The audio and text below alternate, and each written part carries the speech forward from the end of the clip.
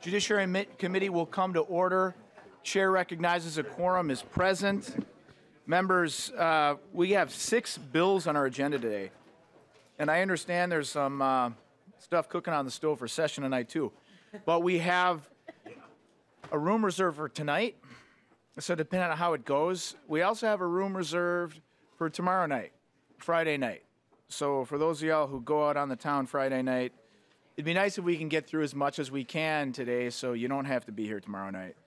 First bill on the agenda will be Representative Edelson's 331, tobacco. Next will be House File 203, Representative O'Neill, data sharing. Then House File 998, Representative Ecklund. He will be back for that. And then I have 3 bills. Earn Sick and Safe Time, Legislative Commission on Intelligence. The plan is to adopt the Johnson Amendment and re-refer that to GovOps. And then location tracking for GPS or cell site location service. So keep that in mind. If we can be as efficient about it as possible, hopefully we won't have to be here tonight or tomorrow night, but we'll see about that. First order of business, approval of minutes of March 6th. Do I have a motion? Representative Barr moves the minutes of March 6th. Any discussion? All in favor say aye. Aye. All opposed say no. Motion passes. The minutes of March 6th are approved. The first item, Representative Edelson. Representative Muller moves that House File 331 be recommended to be re-referred to the Ways and Means Committee. We have the bill before us. Representative Edelson, you have an amendment. Is that right, the A11? Yes, Chair, I do. Okay. Representative Noor moves the A11 amendment in order to get the bill in the shape the author so desires. Any discussion? All in favor say aye. Aye. Aye. All opposed say no. Motion passes. So to your bill as amended, Representative Edelson. Thank you, Chair. It is my honor and privilege to present House File 331 to you today. This bill would increase the age people can be sold tobacco products from 18 to 21. This idea is so popular, it's become a movement with the name Tobacco 21. I wanted to carry this bill because in May 2017, Edina, my own town, was the first local community to pass Tobacco 21 in Minnesota. I was very involved in the local effort, organizing community education sessions, engaging community members, and testifying to our City Council on behalf of our Human Rights Commission. Since then, 22 other Minnesota cities and counties have followed Edina to protect youth in their communities as well. Nationally, 7 states and over 400 cities and counties have also passed Tobacco 21. It's sweeping over every part of this country. I want to thank all the co-authors who have signed on so far, Democrats, Republicans, representatives from urban, suburban, and greater Minnesota communities. So far, this bill has been heard in HHS Policy and the Commerce Committee, and I'm optimistic we'll move it through this committee today. These committees heard from nearly 20 testifiers from all walks of life who supported this bill. In contrast, I believe only 2 individuals testified in opposition, both from the tobacco or vape industry. We've heard compelling testimony from parents, physicians, local mayors, school principals, public health experts, teachers, and most notably, Minnesota students who came to the Capitol to tell their stories and ask for our help, legislators. This bill is supported also by Juul, noting that they realize this public policy would benefit reducing youth usage. To respect the committee's time today, we don't have a lineup of testimony regarding the economic and health harms that come from tobacco use. Instead, we'll focus on the pieces germane to this committee. However, before I walk through my bill, I want to underscore that Minnesota's youth nicotine epidemic is real, and it's a serious health threat. Despite great progress, our adult tobacco prevalence rate has stalled, and last year, for the first time in a generation, we saw an increase of youth tobacco use, fueled by Juul and other novel products that are attractive to kids. Today, 1 in 4 high schoolers have tried using tobacco products, 1 in 4 middle schoolers. We know that nicotine harms the developing brain, and no amount of nicotine is safe for our kids. Make no mistake, the tobacco industry has aggressively marketed to our kids. We cannot sit by and watch our kids develop lifetime addictions. It is time for us to stand up for our youth and our future. We know that Tobacco 21 will prevent youth tobacco use and save lives. The National Academy of Medicine's landmark study concluded that Tobacco 21 would have a considerable impact on delaying cigarette smoking. Tobacco 21 is one of the best tools we have for making that age of initiation higher. The Center for Disease and Control has recommended states pass Tobacco 21, and the U.S. Surgeon General estimates that 6 million children will die prematurely if this current trend continues. By raising the age, we can help remove tobacco products from our high schools and middle schools, and we can help protect teens and populations targeted by the tobacco industry, especially people of color, members of the military, LGBTQ people, and others. Most teens who use e-cigarettes get them from friends that are 18. There are very few 21-year-olds in high schools, members. Tobacco 21 blocks Big Tobacco's pipeline into our schools. There's broad support for this movement, and Minnesota can join leading states by raising the age to 21 this year. Now, members, let's walk through the bill. Section 1 adds e-cigarettes in charter schools to the section pertaining to the use of tobacco in schools. Section 2 updates the definition of tobacco product shopped to reflect the new age standard. Under Representative Edelson? Yes. Just to clarify, I would like to limit it to what we're talking about in this committee, but I can't remember what that is right now. Okay, So, sure. So we're, can you remind- it'll just be a few moments. I'm almost done. It's just a few more sections of the bill. So I think it's really gonna be the. Well, I'd like you to walk through the sections That will pertain we're to just gonna consider. Yeah. Okay, all right. So it's gonna be, I believe it'll be under section 7. This will be a part which would, the compliance checks essentially say the reporting requirement to approve accountability enforcement. The amendments provided. Let's see. The amendment provides more detail about what is required. So if members look over the amendment, I think that's actually germane to this committee. Also, let's go to the penalties. So this bill removes penalties for underage use, possession, and purchase.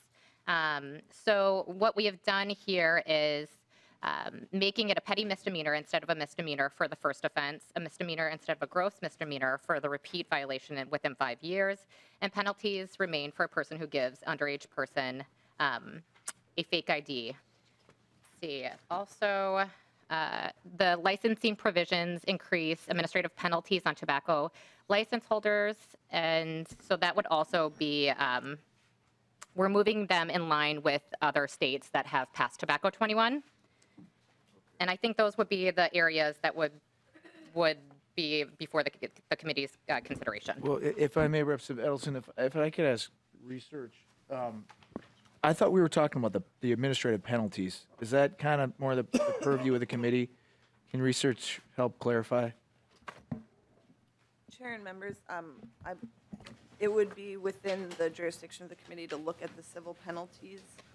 I believe the sections that Representative Edelson just referred to relate to criminal penalties. Okay. Which would, That was my concern, because you went through public safety on the criminal penalties on this, isn't that right, Representative Edelson? No, Chair, I had spoke with you, and then you said coming here would probably suffice. Oh, Yeah. yes.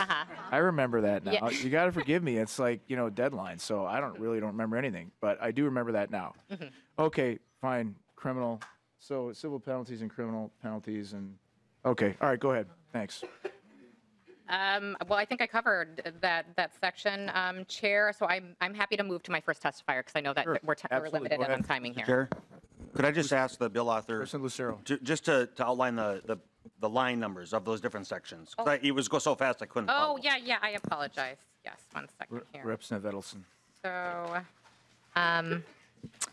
So let's see here. Penalties.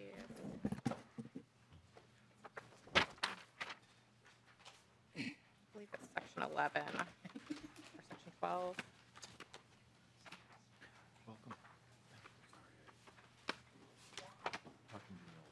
Section 12.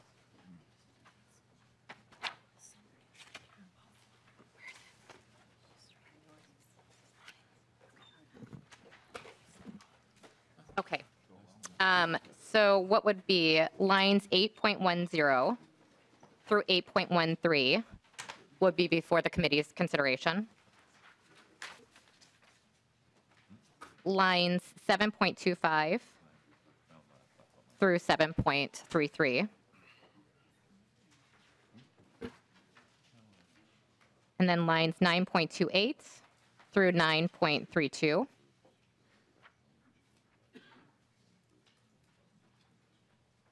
And then I have more. I'll just wait a minute, though. Okay, why don't you go ahead and testify or introduce yourself for the record. We could proceed on that, and if we had other additions later, we could move to those. Go ahead. Welcome to the committee. Thank you, Mr. Chair, committee members. My name is Latricia Vita, and I am the Health Policy and Advocacy Manager at North Point Health and Wellness Center. I also serve as a at-large commissioner on the Minneapolis Park and Recreation Board. I'm here today to talk about Tobacco 21. North Point is an active member of the Minnesotans for a Smoke-Free Generation Coalition. We're a diverse statewide coalition that supports Representative Edelson's bill. Before I go on, I want to show you all some of the products that we're talking about here today. The product that I have, and I'll pass them around, the product that I have in my hand is the Juul, and so we'll pass that around. Juul is like a thumb drive, or it looks like an iPhone charger. It comes in flavors like mango, cucumber, and mint. Each pod contains as much nicotine as a whole pack of cigarettes. This is another similar e-cigarette. It's called the Soren. In schools, it's becoming very popular. This, my all-time favorite, is a vaping hoodie. And so, see, always that reaction. That's why it's my favorite. So the strings have the vaping device in them. And so I'll pass these around. They're disguised, the strings are disguised as vaping tools. And so the last thing I'm gonna hold up is Swisher Sweets. These are cheap flavored little cigars that are usually used frequently by the kids that I work with every day in North Minneapolis. I could talk all day about why Tobacco 21 and tobacco prevention in general is a health equity issue. My community and other marginalized groups have been targeted for generations by big tobacco. They advertise more in our neighborhoods and in our magazines. And of course, I have some more visuals. This is gonna be a visual morning. So this ad is from Marlboro. Marlboro targets people of color, including menthol. Oh no, this one is the Virginia Slims. I'm sorry. This is the Virginia Slims ad, and it shows a beautiful black woman, and the brand is known for targeting women and urging women to find their voices. This one is from Juul. The Juul ads show how they target people of color through colorful, fun-looking ads. This Vaporize campaign ran when the brand launched the blatantly targeted youth campaign. And here's the menthol ad from Marlboro. Ms. Vitale, if I could ask you, I know this is your third committee stop, right? And I know that you've been able to present this to other folks. We do, because of the number of bills we have on the committee calendar, I'd like you to restrict it just to those sections we talked about, if you could speak to those. Thank you. I appreciate that. Thank you. So a recent national study found that there are up to 10 times more tobacco ads in black neighborhoods than other neighborhoods. They put menthol in cigarettes to hook us. They target us with cigars, cigarillos, chewing tobacco. As a result, many communities of color are more likely to suffer and die from tobacco-related disease. My life's work has been to stop this. Around the country, as Tobacco 21 movement has taken off, one lesson that we've learned early on is removing possession, use, and purchase penalties, often called PUP penalties, is key. There's a consensus among leading health groups, including the American Cancer Society, the American Heart Association, the American Lung Association, that Tobacco 21 laws should eliminate these penalties. Our coalition, Minnesotans for a Smoke-Free Generation, adopted core principles when we started working on local Tobacco 21 policies, and eliminating PUP penalties was one of them. As we have seen the Tobacco 21 movement taking off in Minnesota, none of our Tobacco 21 communities has extended PUP penalties beyond state law, and most have eliminated these penalties entirely. We don't need the unintended consequences of increasing negative interactions between young people of color and law enforcement at the time we are trying to collaborate with law enforcement and build bridges between our communities. In fact, in many communities in Minnesota, police chiefs have been vocal supporters of removing PUP penalties, and don't want to be the smoking cops, nor do they want to send more kids down a criminal path. PUP laws are not proven to reduce youth tobacco use, and they unfairly stigmatize youth. Okay, thank you very much for your testimony, Ms. Patel. Is there another testifier? No, Chair, but I was just going to give you the other lines, if that's helpful. Okay. Line 7.26 would be also in this committee's discretion. Lines 3.2 to 3.16. Lines 3.18 to 3.24. And lastly, line 7.17 through 7.19. And 9.4 to 9.10. And that is it, Chair. Okay, thank you very much. So from what I can see, it is essentially administrative penalties, civil penalties, the criminal penalties, and the use of false identification, creation of that statute, and then the deletion of the status as a petty misdemeanor. So if members could keep their comments restricted to those, the questions restricted to those, and then we have another testifier that's going to speak to those. Is that right? No. Opposition testifier. Oh, Okay. not my testifier, Chair. No, but we'll do questions after that. So who's going to come down and say they don't like it? Or they have concerns? That's it. We have concerns. Right? Great. Welcome to the committee. Please introduce yourself for the record and begin your testimony. Please keep testimony restricted to those sections that we pointed out. Mr. Chairman, members of the committee, thank you for the opportunity to speak today. My name is Tom Bryant. I'm the executive director of two trade associations. First, the Minnesota Wholesale Marketers Association, which is a state wholesale trade association that sells tobacco products to retailers, and also the National Association of Tobacco Outlets, a national retail trade association with member stores here in Minnesota. House File 331 removes any deterrent to possess and use tobacco products by anyone that's under the age of 21. The legislation does this by repealing the petty misdemeanor penalty for possessing or consuming tobacco. In other words, the bill essentially legalizes the possession and use of tobacco by anyone under 21, including anyone under the age of 18.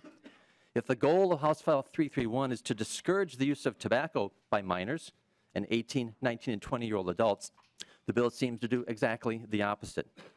House File 331 would also repeal the current misdemeanor penalty if a person under the age of 21 were to use a false ID to attempt to purchase tobacco products, and they substitute alternative penalties such as tobacco-free classes and tobacco cessation classes. Last night I went online to kingoffakes.com. This is a website that will sell you a fake Minnesota driver's license. On the website it says, unlike many competitors, we have faked this driver's license perfectly, and we can say that this is an in-state passable ID. Our team has perfectly replicated the feel, bendability, and even the lenticular lunes on the license. To be effective, a law needs a penalty to deter illegal activity and needs to be enforced. However, on the one hand, the solution that House File 331 attempts to impose is to triple and quadruple the monetary fines on retailers if they would sell a tobacco product to someone underage, even though they work very hard to prevent those sales. And on the other hand, would virtually eliminate any deterrent effect or criminal penalty of any kind if someone underage is resourceful enough to go out and buy a fake ID for $100 off of this website. We ask you not to support those provisions of the bill because it literally legalizes possession and use of tobacco by someone under the age of 21. Thank you for your time. Thank you for your testimony, Mr. Bryan. There's Bruce Newstead who's coming up too. Please introduce yourself for the record and begin your testimony. Please keep it restricted to those sections, those penalty sections talked about. Thank you, Mr. Chair. Members of the committee, my name is Bruce Newstead. I work for the members of the Minnesota Retailers Association. Among those retailers are folks that legally sell tobacco products. I want to comment on two areas of the bill within the purview of the committee real quick. I actually think I want to be very clear in saying, though, my organization is neither for nor against this. Retailers' job is to enforce the law, and we do a pretty good job at that here in Minnesota.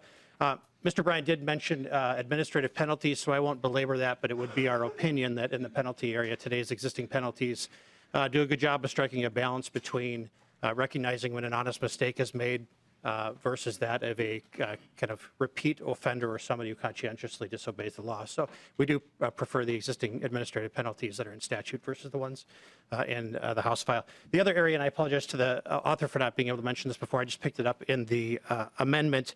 I noticed there is a provision that makes the list that's in the bill publicly available, and that is probably a little concerning to retailers as I think through it out loud.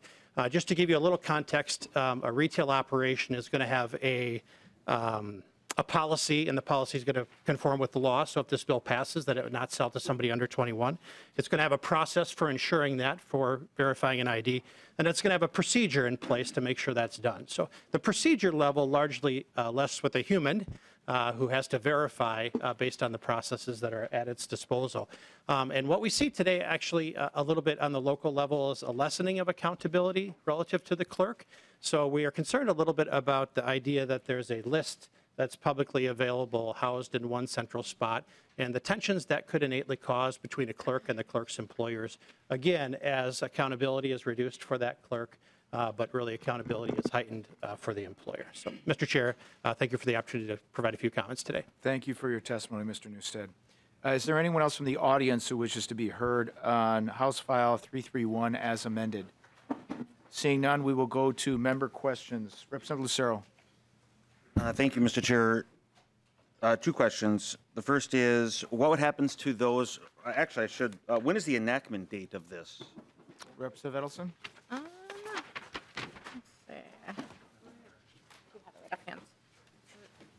Do you have 1 second? Do you have it right offhand? It's August 1st, Chair. Lucero. Thank you. So then what happens to those who would be 18, so between 18 and under 21 at enactment of this? Would they be prohibited or are they grandfathered in? Representative Edelson.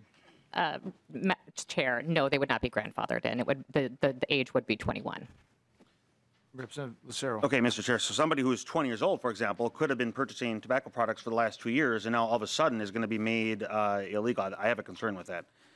The next would be, when looking at line 9.28 through 9.32, it reads, no penalty shall apply to a person under the age of 21 years who purchases or attempts to purchase these products while under the direct supervision of a responsible adult for training, education, research, or enforcement purposes. Could you just expand on what that means? Representative Edelson.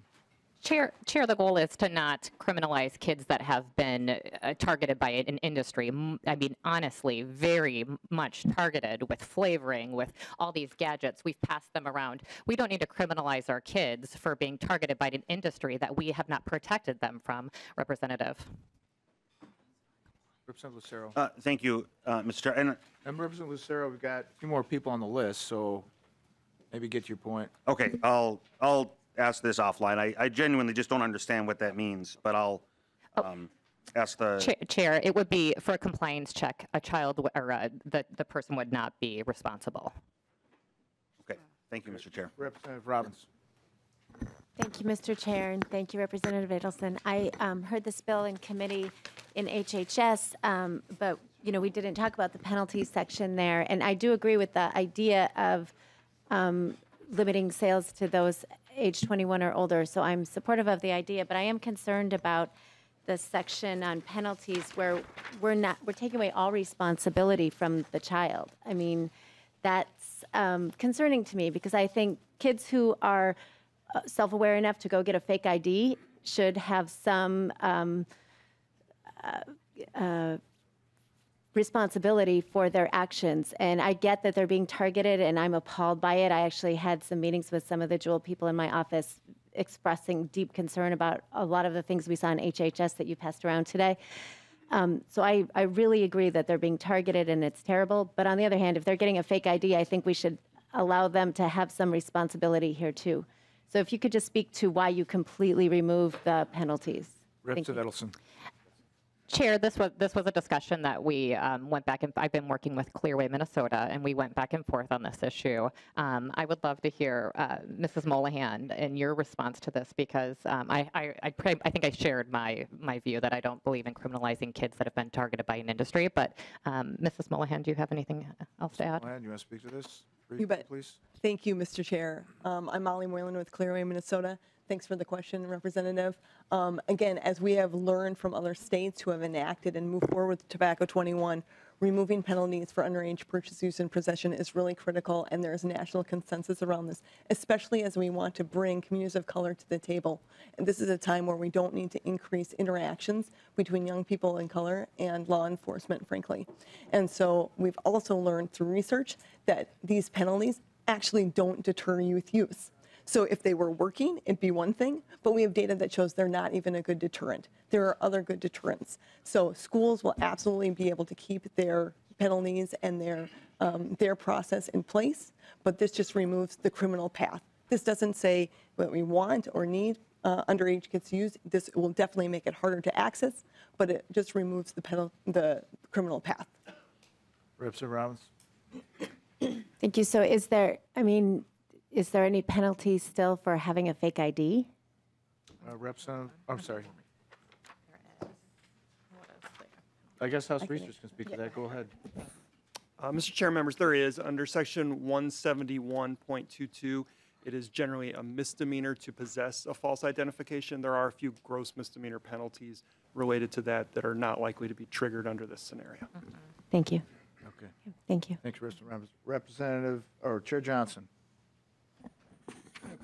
Chair Lesch, a couple of the topics have already been talked about, but I do have some concern on section 9.4 to the 9.10, where it changes it from a penalty to a misdemeanor. You talk about the children, and I agree, we shouldn't penalize children. We should work with them. But 18 to 21 is not children, they're adults. They're making a conscious decision. We allow them to vote. We allow them to be in our military. If they're going to not follow the law, I think we shouldn't have that as a petty misdemeanor, because they're probably the ones with the phony IDs that are actually purchasing it for the kids. We need, I think you do need to really look at taking petty out of there and changing it from 18 to 21. And under 18, yes, I don't have a problem with that. But these are adults that are making a decision. We went through the same issue with the alcohol when you went from 18 to 19 and 19 to 21 with the alcohol. And there again, with that, we grandfathered those in because we were taking something that was legal for them and legal for everybody else. It was going to make it illegal. It's not the right thing to do. The right thing would be to grandfather them in. Also on 9.23 to 9.32, the use of false identification. That's a serious issue. As it was noted by that person, false IDs are readily available. We need to crack down on them because they're used for more than just tobacco. They could be used for multiple different issues. That's why law enforcement does, when we find them, we do crack down, and it's important to that we take them away and get them out of circulation and make it a deterrent to have these false identifications. Because with the false identification that are available, they're also stealing your ID, which is we have a huge issue with identity theft. And can't remember if it's in here or public safety. We have a bill up to date dealing with expunging the records of those who were victims of identity theft. By allowing false IDs, you're allowing false identity. And we need to really crack down on that. Then one other thing. We need to have our federal government do their duty.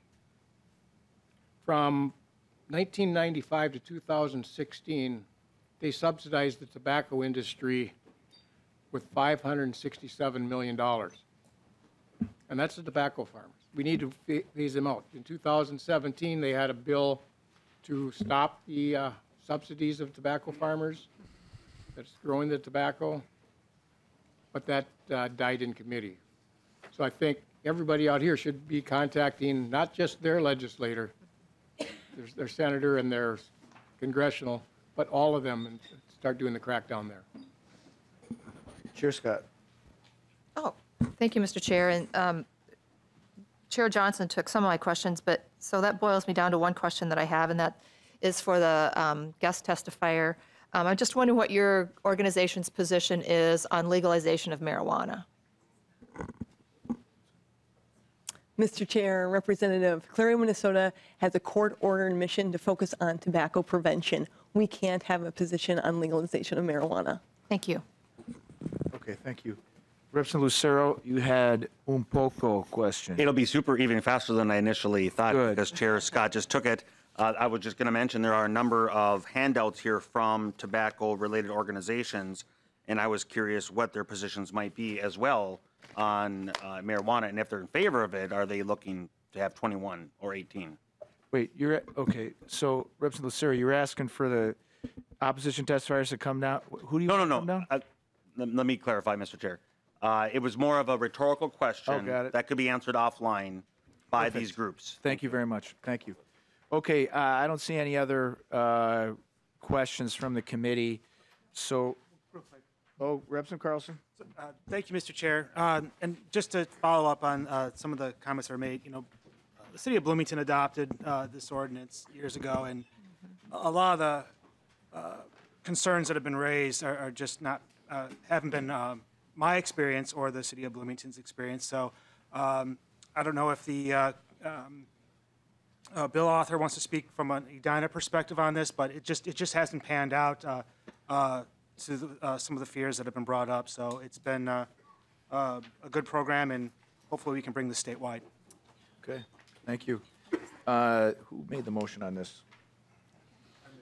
Representative Noor moved that House File 331 as amended be recommended to be re-referred to the Ways and Means Committee. All in favor, say aye. Aye. All opposed, say no. No. Motion passes. You are on your way. Thank you, Representative Edelson. Mr. Thank Chair, you, testifiers. Mr. Chair, real Chair quick, Scott? thank you. I noticed that this does have some penalties that are criminal penalties. So will this be going to public safety, and then will it also be going to GovOps, because I think it has rulemaking in it. Well, Madam Chair Scott, I don't know where it's going next. I do know that part of the deal, reason we talked about penalties in this committee is because we talked about the criminal penalties. So I don't expect we're going to be going to public safety. But go ahead, Representative Edelson, do you want to Chair, speak? I spoke with Chair Freiberg, and he said it does not have to go to GovOps. Okay. Representative Lesch. Chair Johnson? There's also, just wondering if this bill also needs to go to transportation, because it also has 171, the driver's license issues in it. Okay. So, members, I don't know what chairs are going to ask for it or what path leadership is going to decide needs to go. I'm sure if you guys have beefs with it not meeting certain jurisdictional areas, you'll probably bring that up on the floor, but I don't really consider it my bailiwick. So, the next bill on the calendar, Representative O'Neill, House File 203, data sharing permitted to administer the disabled veterans homestead market value exclusion. Representative O'Neill, I move that House File 203 be recommended to be re-referred to the Tax Committee. And we have the bill before us. And why is it before us, Representative O'Neill? Data. Data Chair sharing. Lesch, that's a very good question. Data sharing. The majority of the bill actually has to do with data sharing, Excellent. Thank you. sharing Go of ahead. private data. So I'm going to be very brief because I have a testifier that's come from pretty far away, and so I'm going to let him talk about the majority of the bill. But in short, members, this bill was vetted last time around, and it was agreed upon. It was in the large bill that went to the governor. Unfortunately, was vetoed. And this is a data sharing provision. Specifically, House File 203 allows the county veterans service officer to share necessary private data with the county assessor for the sole purpose of determining disabled veterans or surviving spouse eligibility for the homestead market value exclusion. And with that, I'm going to let the testifier talk about how it's worked so far and why they need this additional change. Okay. Thank you. Welcome to the committee. Please introduce yourself for the record and begin your testimony. Chairman, members, my name is Christopher Hinton. I'm County Veteran Service Officer for Waseca County in southern Minnesota. I'm also the legislative representative for the Minnesota Association of County Veteran Service Officers. I'm here to testify about House File 203. The bill came about because there was some language in there in the original bill that prohibited our offices, our departments from talking to each other because of data privacy laws. My office, I have privileged access to VA systems. I don't get to see every veteran that's out there. However, I can see the ones that I am allowed to work with. The VA uses Social Security numbers to identify their veterans. That's how all the claims work now, and that's considered private data. When trying to talk with the assessors also have the same issue. They can't give out private information either. This bill will help us do that. It'll allow our departments to talk to each other, to go back and forth so that we don't have to have the veteran come back in with a release of information form every single year in order for us to talk to each other. The other thing that it caused was a sheer tremendous amount of work for the veteran service officers departments specifically. In order to process each veteran, we got to find out who they are, what their disability rating is, find out if it's a surviving spouse case. If it is, do they qualify through several different ways. And Mr. For Hinton, counties that, oh, yes. I'm going to stop you for a second. So this sounds to me like a very common sense bill. I agree. Don't imagine there's much opposition testimony. Let me ask you this. Is there anyone in the audience who wants to testify against this? Like, is Min Koji here an objection to this, or anybody? I think you had me at hello. And, Good. Oh, good. and I'm wondering, like, maybe we don't have to. I mean, you're not a lawyer. You don't get paid by the word, right? Sure, But, no. I mean, is there anyone object to just kind of sending them on their way? I think most people, does the committee understand the bill allowing for the sharing? Okay. Does anyone have any objection to expediting it? Representative Liebling. Well, thank you, Mr. Chair. After all that, I kind of hesitate to Well, even don't ask, hesitate. I'm but- serious. Bring it up. If I'm missing No, something, please. well, thank you. And I mean, I'm not familiar with this, and obviously, some other members are, but I just, the only possible objection to it, I suppose, would be if the veteran might feel that something's being shared without his or her knowledge and, and consent. And it could, is there, May I speak could to you that? just, if you could just explain, is this where the veterans asked for the benefit? That is correct. And so when they're asking for it, are they being given information that that to get the benefit will require some sharing of data? Mr. Hinton. So yes, that is, you're on the right track there. The veteran comes to our offices and requests this benefit for them. So it's not like we're willy-nilly grabbing their stuff and handing it out to people to say, hey, does this person qualify or not? That's not the way it works. They have to come to us, apply for it, and then knowing that we'll be able to talk to each other and pass that through to get them qualified for it and to re-qualify it every single year. Okay. Representative Barr. Or another Representative Liebling. Yeah, thank you, Mr. Chair. So is there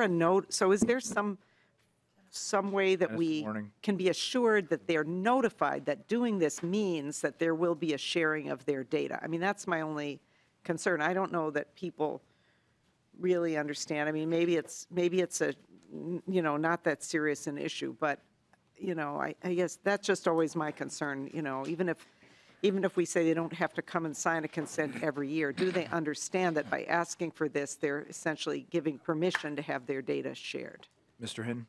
The one thing with that, I would say, is that the assessor's office is in the county, and my office is in the county. We're both departments within the county itself.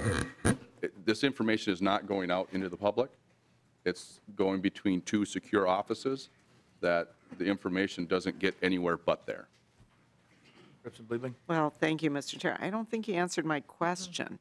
I I get it, this might not be the world's biggest data share. It might be, not of concern generally, but I think that, I just like to make sure that people at least they're implicitly consenting to having their data shared when it otherwise would not be. And I mean, you're not really telling me that they do understand it. That's my question. Do they understand that when they're applying?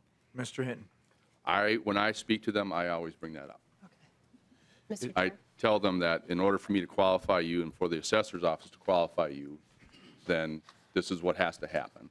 I cannot speak to every CVSO within the state, but that is typically how it's done. Mr. Hinton, just to give you a background of why we're all hung up on this, is this the kind of thing we deal with year after year, and typically for information disclosure and privacy, there is in statute for many of these voluntary disclosures what's called a Tennyson warning, whereby you can waive your rights to the privacy of your data. And the purpose of that, with respect to medical disclosures, whatever, is so that they know that, hey, by the way, the cat's out the bag on this. You tell them, but is that required by statute or required by your procedures or required by your job to tell them that this is going to be out there? And Mr. Chair. Representative O'Neill. Thank you, Mr. Chair. Thank you, Representative Liebling, for bringing that forward. And of course, we want to make sure that people know that that data will be shared in that very, very narrow exclusion. And I'm totally willing to come up with a small amendment where we can kind of do belts and suspenders to make sure that that happens. I have no problem with that at all. We do have another step in taxes, and I could, even though it's not related to taxes, it's related to here, but I can bring that forward in taxes and make sure that that is taken care of. It's really just a simple notice, and we can definitely add that so the CVO does notice to the veteran to make sure that they're aware that that data will be shared in that very narrow situation. Thank you, Representative Liebling. Thank you. Representative Barr. Thank you, Mr. Chair. Hold on a second. Mr. Hopkins wants to speak to that. Go ahead, Mr. Hopkins. Mr. Chair and members, so under current law, whenever a government entity asks an individual to supply private or confidential data, they have to give a Tennyson warning to that individual. Part of that Tennyson warning is that they have to inform the individual of the identity of other persons or government entities authorized by law to receive the data. So when a person applies for this homestead exemption, they do give certain private data to the county assessor. So they would get a Tennyson warning under current law. They should get a Tennyson warning that would inform them of the identity of other persons authorized to receive the data. So if a county veteran service officer, if this bill passes, is authorized to receive that data, that would be included in the Tennyson warning that they get when they initially give the private information out. All right. Great. Thank you. Representative Barr.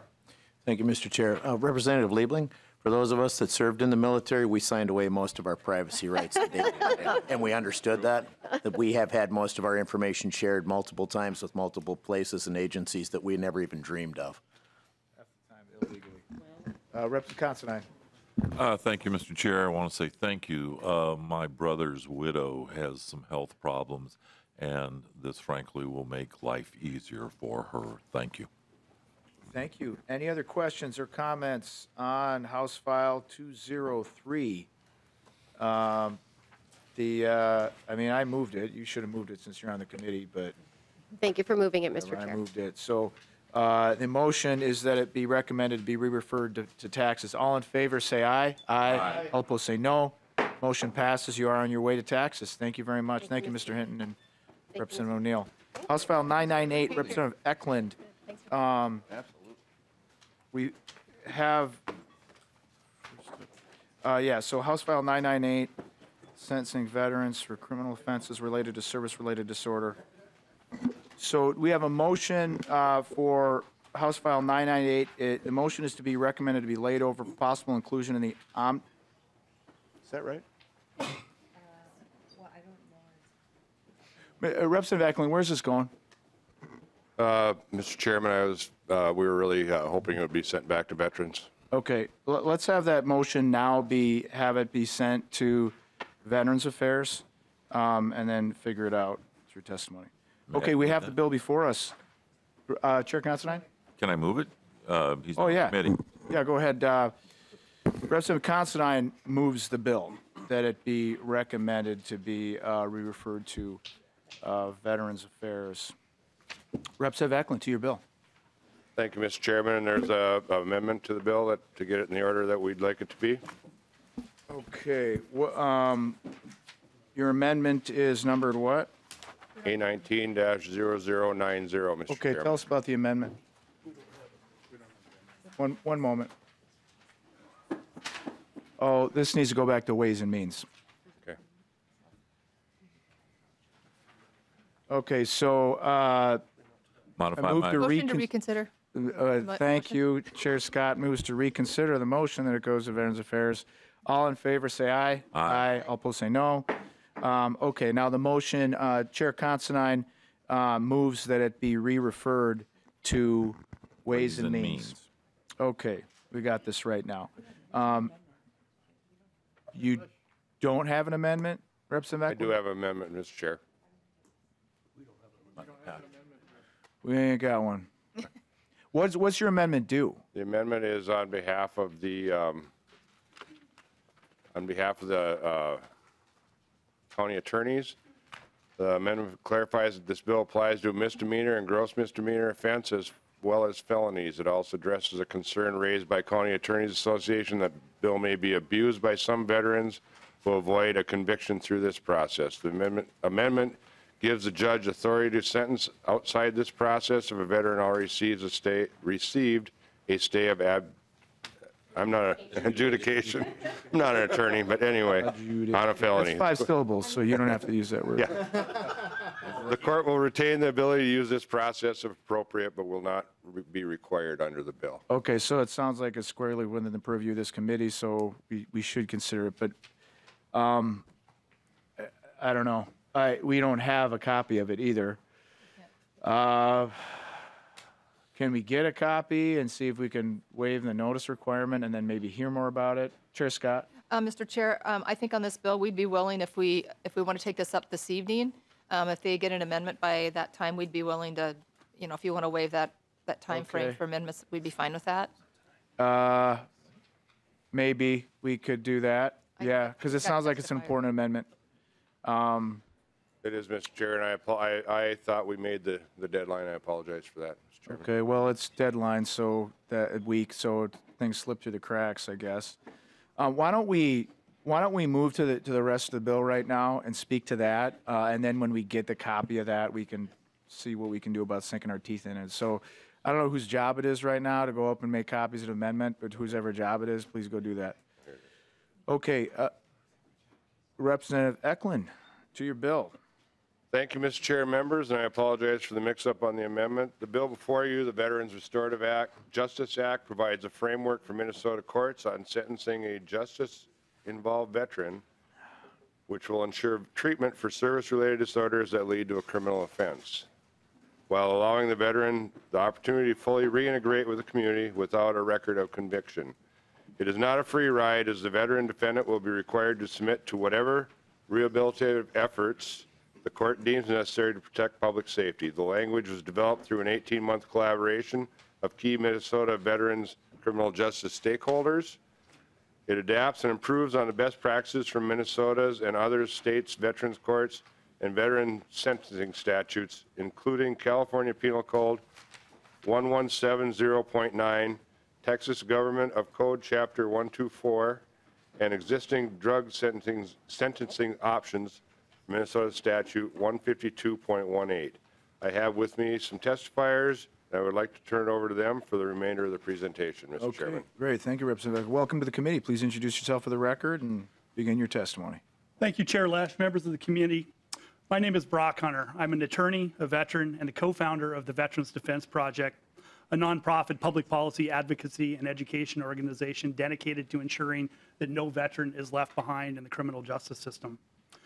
Today, we face a growing storm of veterans flooding into the criminal justice system. After 17 years of continuous war in Iraq, Afghanistan, and elsewhere, the longest wars in our country's history, our military is under unprecedented strain.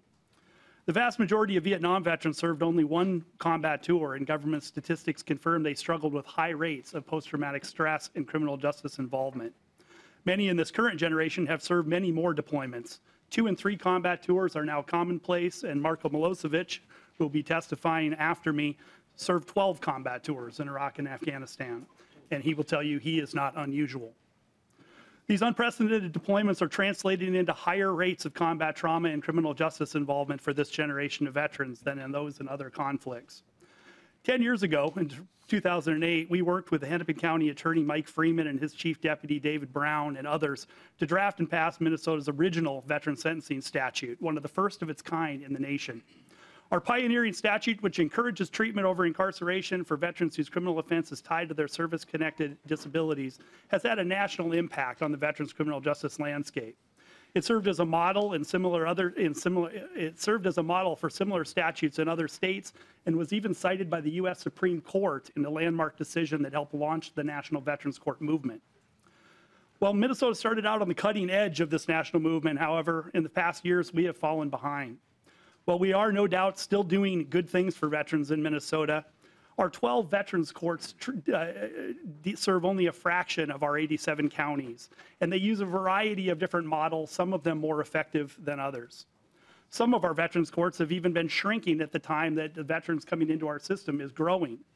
The main reason for this is that while some veterans courts are providing participants the opportunity to avoid a criminal conviction, others are not and are convicting veterans of their crimes even if they do everything that's expected of them. Bill Ward, the state public defender, even pulled his public defenders from all across Minnesota out of Minnesota's veterans courts in 2017 over concerns for the lack of legal benefits these courts were providing to the veterans involved. Meanwhile, across the country, other states now have much larger numbers of veterans courts, and our once pioneering statute has been surpassed by states like Texas and California that have recently passed more sophisticated statutes that harness the hard-won lessons learned over the past decade on the front lines of working with veterans in the justice system. The bill before you, the Veterans Restorative Justice Act, is effectively version 2.0 of our original veteran sentencing statute, addressing the limited reach and disparate approaches in our current veterans courts and promising to bring the state's public defenders back into the process. This bill is the product of an 18-month intense collaboration among Minnesota's key veterans justice stakeholders, including Mike Freeman and David Brown from Hennepin County, John Choi, the Ramsey County Attorney, Pete Orpett, the Washington County Attorney, Bill Ward, the State Defender, and Ben Johnson from the Minnesota Department of Veterans Affairs, among several others. The bill creates a framework based on proven best practices that all Minnesota judges, whether their jurisdiction has a veterans court or not, can put to immediate use to effectively deal with the veterans appearing before them. The bill provides eligible veterans the opportunity to avoid a criminal conviction. To be eligible, veterans must be charged with offenses that are not presumptive commits to prison, and they must demonstrate a nexus between a diagnosed mental health or substance abuse condition and their military service. Upon acceptance, veterans must enter a guilty plea and take responsibility for themselves and their recovery by staying sober and abiding by all treatment recommendations. The bill provides for a hearing at the end of the process for judges to hear from the prosecutors and victims, if any, to determine whether the veteran has done everything expected of them, and if the court determines that the veterans have held up their end of the bargain and it is in the interests of public safety, the court may dismiss the charge and the veterans would emerge with no criminal record. This approach works because it recognizes the service and sacrifice of our veterans on behalf of their communities. It incentivizes veterans' commitment to get what is often difficult, challenging treatment. And it offers them hope and redemption, and the ability for veterans to once again be assets and not ongoing liabilities to the communities they risk their lives to protect. And finally, it better protects public safety in both the short and the long term. This bill, if signed into law, will put Minnesota back on the cutting edge nationally and will ensure we leave no veteran behind in the criminal justice system. And with that, I'd like to introduce the next testifier, Marko Milosevic. Marko served, as I said, 12 combat tours as an Army Ranger and Special Operations soldier in both Iraq and Afghanistan. Marko came out with severe post-traumatic stress and other related conditions, and shortly thereafter found himself in the criminal justice system facing a felony domestic assault in a county that had no veterans court. What we worked out for Marko in his case over the period of a year is a framework that looks just like this bill. Marko got help and was held accountable, and the prosecutor and the judge ultimately agreed to a stay of adjudication that allowed Marko to keep his record clear. Marko has made the most of the second chance he has been given in life, and he's here to tell you about that. Mr. Milosevic, welcome to the committee. Thank you, Mr. Chair. It's good to see you again, by the way. My name is Marko Milosevic. and I am here to share a little bit about myself and why this is important. So as Brock said, I joined the military in April of 2001. I was just going to do my 4 years and get my college money and get out.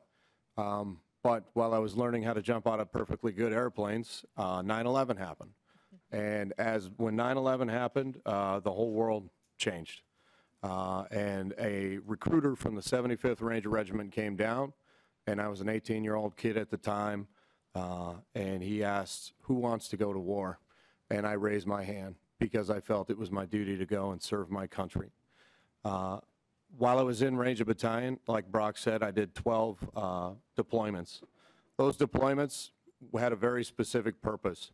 Our job was to kill or capture high-value targets. And in doing that, I did see a lot of combat, a lot of intense combat.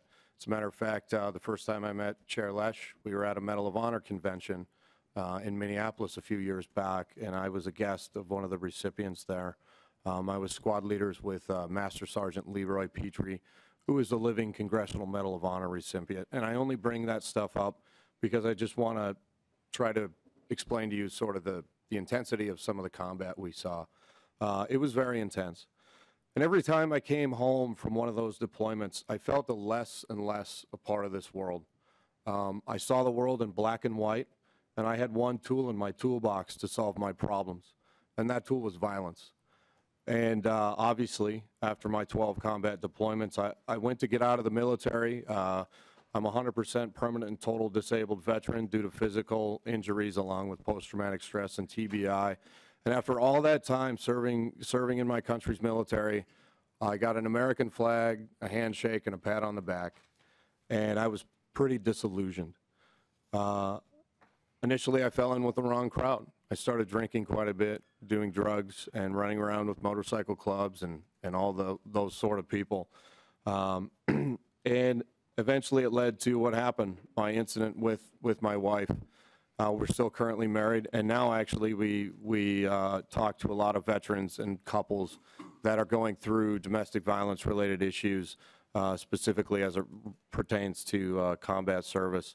And since I've gotten my second chance from the court, what I've done is still going to school. Last time we spoke, but this close to finishing my communications degree, and then I have aspirations of going on to William Mitchell Law School. And on top of that, I'm been able to stay a part of my family's lives. I still coach my son's hockey team. I'm an active member of the community, both the American Legion and the VFW in Forest Lake, Minnesota, where I live. And all these things wouldn't have been available to me if I didn't get a second chance. And I often talk to judges and sheriffs and prosecutors quite frequently, and I ask them if they've ever thanked a veteran for their service. And without hesitation, they always say yes. And I then say to them, here's an opportunity to really thank a veteran for their service and give them a second chance that they deserve since they fought for this country. And we sent them to war, and we asked them to do what they had to do. And now they've come home, and they deserve a second chance. And with that, thank you for your time. Thank you for coming before the committee and testifying, Mr. Milosevic, on behalf of the committee and the legislature. We thank you for the service you put in. And it is true that a lot of folks with the single-digit percentages that we have that Roger up, it's difficult to understand for a lot of us. Right. What you have to go through. When you had 20% of the nation wearing the uniform at some point after World War II, right. Everyone got together and drank at VFWs afterward and talked through it, and we don't have that opportunities now. And it obviously didn't result in great therapy either, drinking therapy, but no, it does not. But it was still there were still more people who could understand it, and with fewer people who can understand it now, of what we train folks to do. If any of you have never read the book, I encourage you to read a book by an Army psychologist called On Killing. A lot of folks in the veteran community have read it, and it's remarkable, demarcating the differences between what we've trained our service members to do between wars of this nation's history and what we've done to change since Vietnam, and we've certainly made our service members more lethal, absolutely. And when you're talking about war, that's a good thing. But we also have more things that they end up having to deal with when they come back, and that's something we have not appreciated and had to consider. So, so thank you for being on the front lines of that, both abroad and at home. Absolutely. Chair Liebling. Thank you, Mr. Chair, and thank you very much for your testimony. Thank you. It is really, and as the chair says, we really appreciate your service and appreciate how difficult it is to reenter, and I've met others as well. And everything the chair says, I absolutely agree with. I just have a couple of probably minor concerns about the way the bill is, and I just would like to ask about that, Mr. Chair, if it's okay. So one is, I was just, as I'm reading through this, on line 2.21, and let me just say, too, I want to just back up and say, I like the approach of this. I really do, because I think that the recognition that people, we as a whole, and not just for veterans, but across the board, are getting much more understanding of the result of trauma and how trauma really impacts people. And to get away from this kind of, oh, you did something bad, therefore you must be a bad person, and to understanding kind of what goes into this and treating people not as though they need punishment, but in the treatment mode. And I really like that approach generally, and especially here, I totally see this for veterans. On the lines that start with 2.21, it has, as a condition of probation, the court may order the defendant to attend a treatment program for a period not to exceed the period which the defendant would have served if they'd been sentenced to jail or prison. I'm a little concerned about that, only because it equates treatment and the time in treatment to a time of punishment. And I just want to kind of flag that. Maybe, I don't even know if this is the right committee to flag it in, frankly, but just, I just think that, if we're going to treat people, often people need more treatment. Treatment isn't something that you can say, oh, I'm giving you the 20 days of treatment, and because that's all you would have been in jail, that you're now treated. I just creates a bit of a concern for me there. So that is one thing. And then the other thing I just wanted to raise is, and again, like looking at the very next section, sub F there, 2.26, the defendant granted probation shall earn sentence credits for the actual time the defendant serves in residential treatment. I have no problem with that. I think that makes a lot of sense, but I don't think we treat other people that way. And I know that this bill is about veterans, and that's fine. But it does raise a concern for me whether there might be an equal protection argument from somebody else who doesn't get this benefit. And I don't know if that's a realistic concern or not. I mean, I'd like, I think it's great to start with veterans for this. I hope we could, there are a lot of ways people do get trauma, and I don't mean to equate that with what this gentleman's been through at all, but, you could have a firefighter, a police officer, a person who, who knows. There are other ways that people get exposed to severe trauma that can impact them, and I just do worry that, well, I'd like us all to move in this direction, frankly. I really would. And if this is an opening to that, I'm all for it anyway. But I just wanted to express that concern, whether that does open up an equal protection challenge from someone else who says, wait a minute, the law says if I was a veteran, I'd get this. Why don't I get this too? So I'm gonna ask a question I should know the answer to. For some reason, it's slipping my mind now. Isn't equal protection limited to designations of protected class? I mean, someone smarter than me tell me this. I mean, veterans are not a protected class. Should be. Well, I'm just saying under the equal protection terms. But I don't know. Maybe that's No, I don't think so. Mr. Johnson or Ms. Mullen? Mr. Chair and members, the Equal Protection Clause is not necessarily limited to those in a protected class. but the standard of review, whether it be regular scrutiny or strict scrutiny, will depend on whether or not it is aimed or targeted at or disproportionately affects a protected class. Right, okay, thank you. Okay, yeah, you're right. Were you done with your questions, Well, Chair Liebling, Mr. or- Chair, I don't know if the testifiers wanted to respond at least to the part about that length of time for treatment being the same as, or if Okay. that's even appropriate here. It's up to you, Mr. Who wanted- Chair. I who wanted just to wanted speak to that? flag it. I would say this, I think because of the amendment, we're going to be coming back to, so if we need to get answers later, we can. Mr. Hunter? Mr. Chair, Representative Liebling, I can quickly address it.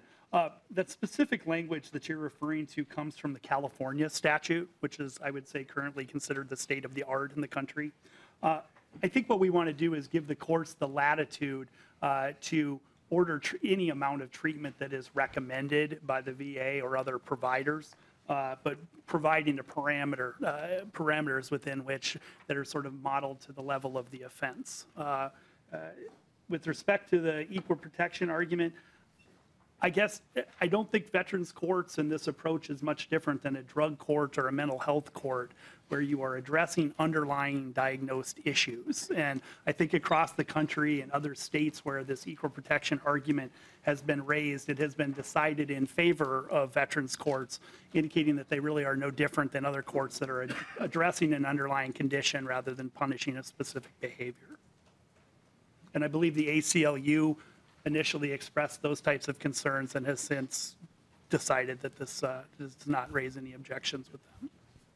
Okay, well, you. Mr. Chair, I guess I guess I think the way the ACLU thinks then, because it's not that the separate court, but I don't know, maybe it's just something to keep our eye on for the future, because it isn't the fact that there's a separate veterans court, it's that, there is an allowance in here in the language for people to actually be treated differently in terms of sentencing based on their status as a veteran. And I don't know, if I was a firefighter and I was in that situation, I might say, hey, wait a minute, I should have that too, so. Okay, thank you. Chair Considine. Thank you, Mr. Chair, and it's more of a comment. It's a national disgrace that we spend so much money getting soldiers ready to become lethal and spend so little time and resources in helping them transition back into the community.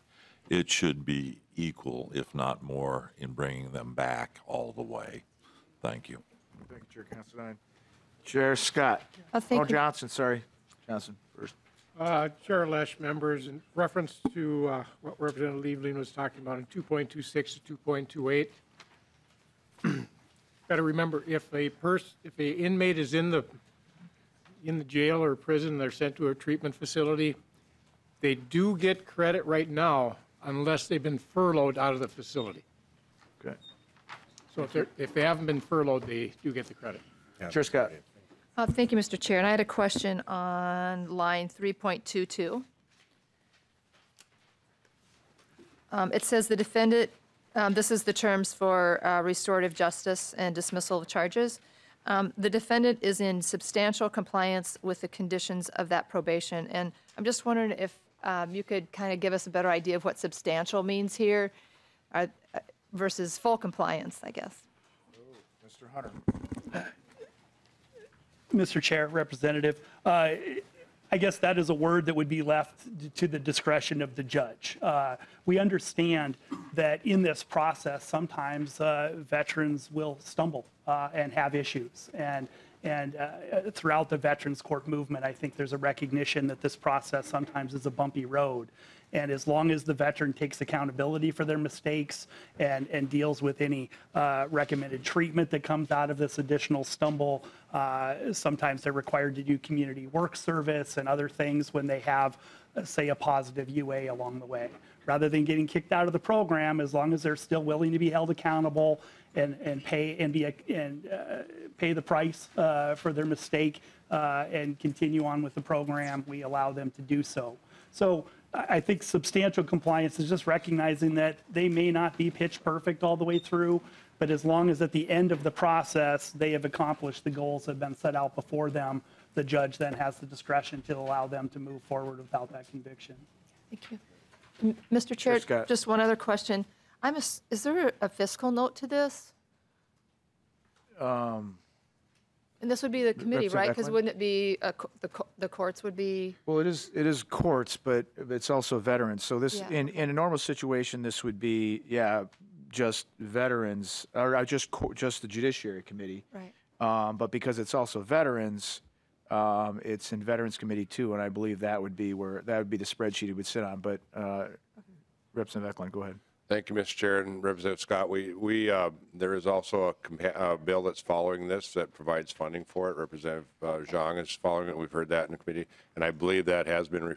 I'm not sure where it got referred to, but it's moving along. All right. Also. Thank you. Okay. Other questions? I think what we're going to do is we're going to hit pause. And Mr. I'm sorry, Hunter? Mr. Chair. We do have two other testifiers here. Okay. Yeah. Bring them up. Let's get that. Who are? Let me ask this: is there anyone here who's testifying in opposition to this bill? Is there anyone here, in addition to the folks who are sitting up here now, who want to test in favor of it? Raise your hand. Oh, it's Mr. Ward. Okay, I groaned before I saw your face. Sorry. trying to, Okay. Welcome back to the committee, Mr. Orpett. Thank you, Mr. Chair. I'm Pete Orpett. I'm the Washington County Attorney. I've been a prosecutor for 31 years. I also served in the United States Marine Corps from 1973 to 76. I'm here to talk about this bill, and prior to this bill being drafted, I've been working for many years with Brock Hunter trying to make a difference for the veterans whom I'd see coming into our courts. And what struck me in the mid-2000s is many veterans started coming into felony court when I was in Hennepin County, and their record was stellar prior to going into service, while they were in the service. And it led me to ask, what happened? Well, when you look into their service record, it was obvious. Several tours of combat results in problems. And were we there to help? No, the unemployment rate for veterans at that time, and it's still high, was 25%. So we started working on that. When I became the Washington County Attorney, I set up a Veterans Protocol Program. I can tell you I've seen miracles. I've seen 42 miracles. And I call them miracles because these people, this isn't a two-tier justice system we're talking about. These guys and gals did not go in the service as criminals or miscreants, and but for that service, I'd never see them in a criminal court. And I say gals because I've had two women who are subject to military sexual trauma who display the same problems of PTSD, et cetera. So my program takes returning combat vets and gets them turned around. From a fiscal perspective, typically the counties are on the hook for treatment and things like that for offenders that come in. In our case, the VA is there, a justice outreach provider. We get these people some outstanding programs that lead them to turning everything around, and they've become miracles. I'm very proud of the work they've done, and I can't say enough in support of this bill. Some of my colleagues have been treating veterans a little bit differently, and I think if we all got on and shared the same values, this bill probably wouldn't be necessary. So thank you for your opportunity. Thank you for your testimony. Mr. Brown. Thank you, Mr. Chair. I'm David Brown. I'm the Chief Deputy Hennepin County Attorney. As Mr. Hunter mentioned, this is an issue we've been involved in Hennepin County with Mike Freeman, myself, Pete Orpett when he was an Assistant County Attorney for many years. This is the right approach. We are very supportive of this bill. It's an approach we have adopted in Hennepin that allows for stays of adjudication for offenders now. In the past, we did not do that and realized we were behind. Even though we had the first Veterans Court, we were not doing that. We do now. And it is the right approach, and we hope you will support this bill. Thank you very much. I got a question for you, Mr. Orpett or Mr. Brown. Historically, prosecutors that I know wouldn't use the phrase stay of adjudication without turning sideways and spitting on the ground afterwards. I noticed also that you had said that, part of the problem is we've got a varying degree of which prosecutors are willing to use it. Is this supposed to get all of them on board? I mean, you all got your own election certificates. I could answer that, Mr. Chair. Go ahead, Mr. Yes, it is. There are a number of different variations like Mr. Hunter talked about. All of them are doing something different. I thought if we all take the same focus toward the same values, and I emphasize my view of this is we broke them, we need to fix them. And we did break them. Not all veterans, by the way, please don't misunderstand me. There are many, many veterans who come back from combat and are okay. But what about the ones who aren't? And this would address it. I'd also want to say a plug for the Veterans Defense Project, of whom I'm on the board. If it weren't for Brock Hunter, I wouldn't have my veterans program. I wouldn't have my 42 graduates who've gone on to wonderful careers and families that they wouldn't have if they were branded with a felony. So I think it's the right thing to do. Well, let me ask it this way. Does the language, without going through, and if there's a section in here, let me know, where does it allow for the judge to sentence a stay of adjudication over the objection of the prosecutor? Or does it? That is, Mr. Chair, that is the heart of the bill. I believe if you go through it carefully, it does allow the judge to sentence that over the objection. And what you would have seen in the amendment, I realize that did not come. The County Attorneys Association supports the bill.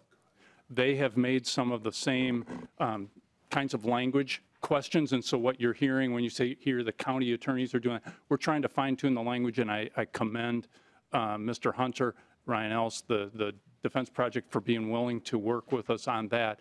But one of the things it allows, yes, the judge can do it, but it now allows some opportunity for both the prosecutor and the victim to weigh in if the judge is going to do that and the victim objects, because I think we have to be concerned with victim input on this as well. And so I think the amendment that they were going to provide provides for that process and a standard by which the judge can make this decision, but it is absolutely the right approach. Okay, thank you. Just for clarification, can I have research say, is that allowing a judge to sentence stay of adjudication over the objection of the prosecutor, is that in the amendment or is that in the bill, and if so, where? Mr. Chair, I have not seen the amendment, but in paragraph C, which begins at 2.10 and runs through 2.16, it essentially directs that if the court determines that this veteran is eligible, the court, quote, shall enter the stay of adjudication. The shall language is at 2.12. We got a couple people on this committee who hate stays of adjudication. You didn't speak to that at all, did you, Representative Grossel? Just curious. Okay. Not in this case.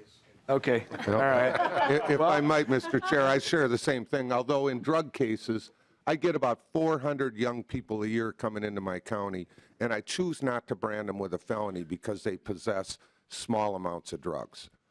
And this is same consistency with my values on this, too. Otherwise, I typically eschew stays of adjude. I just want to point Thank you, that Mr. out. Chair. That's when it comes to crim sex or child pornography, then I have issue with stays of adjudication. You know, members, I think this is a teachable moment. This is instructive because 20 years from now, this committee will sit around talking about something else that is kind of the favored subject matter du jour, and we'll wonder why we ever did this. You know, I think the respect that we afford veterans right now is appropriate. But I was in grade school. Actually, I was born when our service members were returning from Vietnam, and the attitude was very, very different. And there's no way this bill would have passed through this legislature back then, because they were pretty darn sure they were all bad. And I think that's unfortunate. But I think we need to be aware of what's going to happen 20 years from now, to what the attitude's going to be. What the attitude's going to be on sex offenses 20 years from now or something, too. I just want us to be aware of that. I think this is the right thing to do. But, Mr. Orpah, did you want to speak to that? I didn't mean to interrupt you, Mr. Chair. I wanted to just add to what you're saying.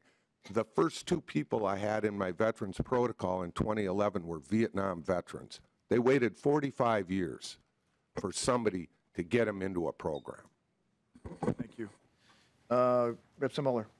Thank you, Mr. Chair. And I just had some technical questions. I just wanted to say to County Attorney Orpah, you are well known among prosecutors as being a real leader in this area, so appreciate your leadership on this. So my questions have to do with lines 4.6 through 4.27. I guess I want to focus on the 4.22 to 4.27 first. And I was a little confused about the reference there to subdivision 1, paragraph B. If someone could just explain to me what that 4.22 to 4.27 is intended to do, that would be helpful. This paragraph, right? And I don't know if the amendment's going to cover any of this stuff, and if it does, feel free to, we can table this for later too, if that's. Yeah. May I have 1 second, Mr. Mr. Chair? Orpett? Matt? Yep.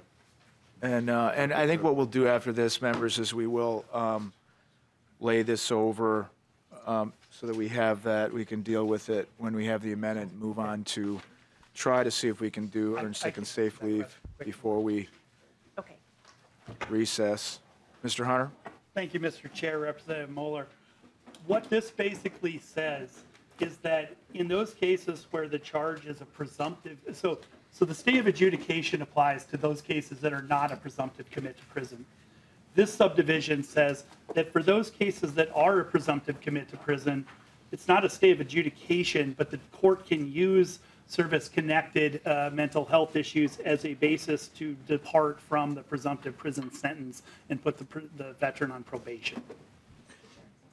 Representative Mueller. Yeah, and so I guess my, I had two just questions about that. Then the reference to paragraph E doesn't make sense to me. So if someone can just, you don't need to answer that now, just look at that and make sure it's referring to the right part. But also it says to justify a dispositional or durational departure, and durational departures are typically only granted for offense-related factors, not person-related factors. And this, to me, seems like your intent is more for the dispositional departure rather than the length of time. So I don't know if that's something to the county attorneys are laughing at me in the back. I'm right about this, right? I mean, come on. Speaking Latin. So, yeah. So that was. We appreciate you pointing right. that out, Representative. All right. That is definitely our intent, no doubt. Okay, great. Zing. Thank you. Okay, thank you. So then if we can get that amendment order, because I don't think we've even received that amendment via email, Representative Ecklund, so you can get that, have someone email it to us. I'll get that taken care of, Mr. Chair. Okay. That said, then we'll hold the rest of the discussion off until later. And, Chair Johnson? Chair Lesch, I just wanted to make a statement and thank Marko Milzovic. I just want to thank you for your service. You reminded me of my father, who unfortunately passed away last October. But my dad was in the 82nd. He made hundreds of jumps out of airplanes. 20 years after he retired from the military was the first time he ever landed. I could never figure out why anybody would jump out of a perfectly good airplane, but I do understand, and I want to thank you. I was 18 and I didn't know any better. Well, Mr. Milosevic, I've been on one of those airplanes, and after you sit there on the tarmac for 3 hours having to hold your pee, I know why you jump out. So, Representative Cantrell. Thank you, Mr. Chair, and I just wanted to say thank you so much for your service to our country. I very much appreciate it, and Representative Ecklund, thank you for bringing this bill before us. I think that we're, sorry. No, go ahead. I just want to say I think that, that this is a very strong step in the right direction. Thank you, Mr. Milosevic. I just wanted to add real quick, thank you, Chair, that what this bill really allows veterans to do, whether it be with their lives, their relationships, any of that stuff. My incident between my wife and I, it was used for us as a catalyst to propel us in the right direction, to propel me in the right direction, to start being a better husband and a better father. And as a result, you know, with some of the stuff it's talking about in lieu of sentencing, I went to years of therapy, and I'm still currently in therapy. And so is my wife. And we've done stuff together, and we've done stuff with our children. And I know you had brought some of those concerns up before. And I just want you to know that it plugs the veteran back into the veteran community. It makes the veteran start feeling like a veteran again. And it makes you start feeling like a father and a husband, and it does help normalize you. And that, what you said earlier to Representative, is a problem. We send people to the military and we break them down and we build them back up the way we want them. But there is nothing like that for when a veteran gets out of the military. And unfortunately for me, it took contact with the criminal justice system for me to start making those positive changes in my life And that's what this legislation is going to allow veterans to be able to do. So I really appreciate everybody's support. And, you know, I'm here if you guys have any questions afterwards, so thank you. Okay. Thank you, members. Chair lays over House File 998. Okay, members, we're going to try to get through what we can. We're supposed to be over at 11:15. We're not going to be over at 11:15, but we're going to try to get through earned sick and safe leave if we can, depending on how it goes, and then come back on it if we have to. But we have to come back on this one anyway. And then I don't know. I'm going to try to think we'll try to do a half hour on this.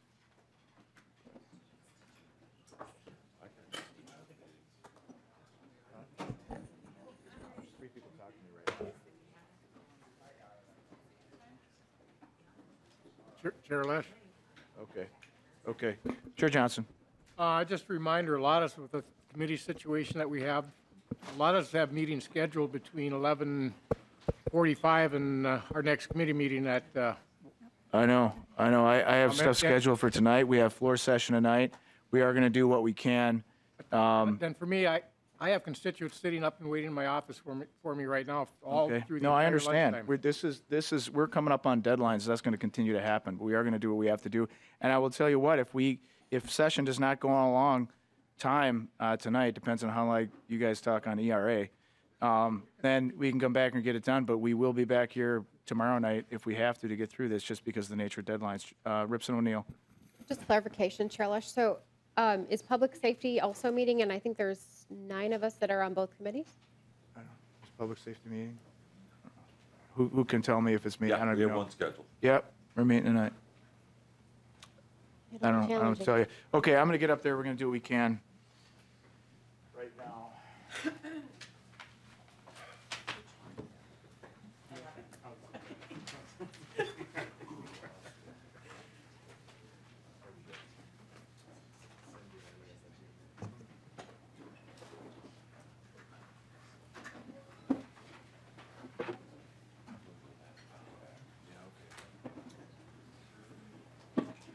All right, the next bill we have up for consideration is House File 11, Earned Safe and Sick Time. Chair Lesch, would you like to move your bill?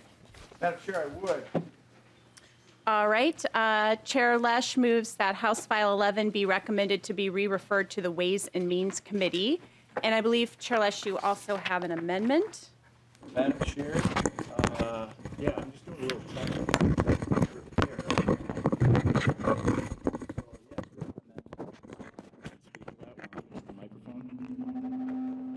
Madam Chair, I'll move the amendment. All right, move it. Are you with us? Yeah, it works now. No charge, Madam Chair. All right, Chair Lesch, would you like to move your amendment? I believe it's the A5 amendment. Yes, I would, Madam Chair. Would you like to explain your amendment? Can I have Mr. Elliott explain the amendment, Madam Chair? Sure, go ahead. Welcome, Mr. Elliott. Please introduce yourself. Brian Elliott with the Service Employees International Union, Minnesota State Council. Very quickly, the amendment is from requests by the Department of Labor and Industry to clarify a few pieces of the bill. Walking through it very quickly, lines 1.2 through 1.5 clarify language about the 90-day period that a worker needs to wait before they are able to start using their accrued sick and safe time. Lines 1.6 and 1.7 ensure that employers cannot retaliate if an employee requests to know how many hours they have accrued. Line 1.8 simply matches the text of that subdivision to the title, which includes comparable position, and so that's what line 1.8 does. Line 1.9 through 1.18 updates the notice requirements to eliminate the 60-day window and match newer language that Dolly is requesting to address when a worker doesn't have a specific work site. Lines 119 through 121 are already in the bill, but were included in this amendment just for simplicity of the change. And then lines 122 through 22 prohibit employers from discriminating against an employee based on any information they learn from the medical or safe time documentation that they may receive from that employee. All right, thank you, Mr. Elliott. So Chair Lesch, this amendment puts the bill in the order that you wish. Yes, it does. All right, any discussion of the motion? Those in favor signify by saying aye. Aye. Opposed? Motion prevails. The amendment is adopted. Aye. Chair Lesch, please go ahead and tell us about your bill, and if you want to tell us what provisions are specific to our committee too, please. Thank you, Madam Chair. First, the provisions we're going to be talking about are civil penalties for refusal to submit required records in Section 1, double damages, civil penalties, and attorney's fees in Section 3, and a private right of action in Section 4, Subdivision 3. Of Article 2. Of what? Of Article 2. Of Article 2. Great, thank you. So, Madam Chair and members, the bill is before us today primarily for the civil provisions in Article 2. Ultimately, however, we're here because we want Minnesota to be a caring state where our families are healthy and safe, but for too many Minnesotans, that isn't the case right now. And an estimated 36% of working people, or 932,000 Minnesotans, currently do not have access to paid sick and safe time. That means that in a state with the second most Fortune 500 companies per capita, mothers and fathers face the terrible choice between caring for themselves or loved ones in need and the loss of wages or even employment, because it is still legal for workers to be fired for needing to take time off to take care of themselves or a loved one.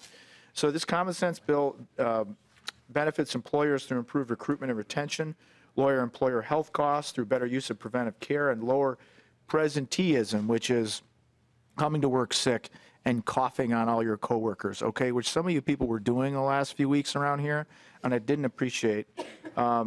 I just heard one. This results in higher productivity and fewer workplace injuries, and another significant role for rulemaking is to help employers who are already offering similar benefits. So Article 2 creates the enforcement mechanisms that Dolly will need to ensure that workers and employees are protected under the bill, and these are similar to the authority the Commissioner already has to enforce other wages and hour violations, which that includes the provisions that I just discussed. So we have some testifiers, and I'd ask we make room for them. All right, sounds good. Mr. Elliott, are you testifying again, or anyone else? Oh, come on now. Are these the opponents, or you have the proponents, Chair Lesch? I don't know. How about proponents? Commissioner? Yeah, come on on, Commissioner.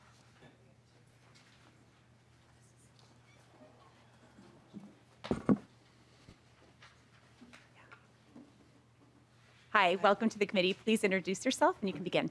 So I'm Nancy Leppink, and I'm the Commissioner of the Minnesota Department of Labor and Industry. It's a pleasure to be here today before the committee. The Department of Labor and Industry has had the opportunity to work with Representative Lesch regarding the sick and safe leave bill. I think the department is fully prepared to play the role that it's being asked to play related to the administration and enforcement of this bill. It is, speaking as a mother, speaking as a daughter, speaking as a wife, speaking as a human being, the ability to take leave when you're sick, to take leave when your child is sick or your spouse is sick, of course, is a critical sort of social contract we should be making with our hardworking families. And so consequently, the department is committed to continuing to work with Representative Lesch, and of course, this administration, Lieutenant Governor Flanagan and Governor Walz, of course, also sees the value of this legislation in ensuring the health of our communities, ensuring the prosperity of our communities. So, thank you very much. Thank you, Commissioner. Do you have other proponents, Chair Lesch? I don't think so. All right. I don't think so, Madam Chair. Should we go ahead and move to the opponents right Yeah. now? Then we'll do questions. All right. Let's see, Ms. Schlathorst, if you want to come down. I'm sorry, I probably just butchered your name. And Maybe we can see a show of hands of who's here to testify. yeah, is there anybody else who would like to testify either for or against this bill? So we have two more. If you want to just come down, are there three? Somehow I'm not seeing someone. Why don't you just come on down to the front row? And welcome back to the committee. Please introduce yourself and you can begin. And if we could just remind folks to testify on the provisions that are under the jurisdiction of the committee, Madam Chair. That is an excellent point, Chair Lesch. So please focus on those provisions relevant to our committee. Thank you. Good morning, Madam Chair, members of the committee. My name is Lauren Schotthorst, and I serve as the Labor Management Policy Director for the Minnesota Chamber of Commerce.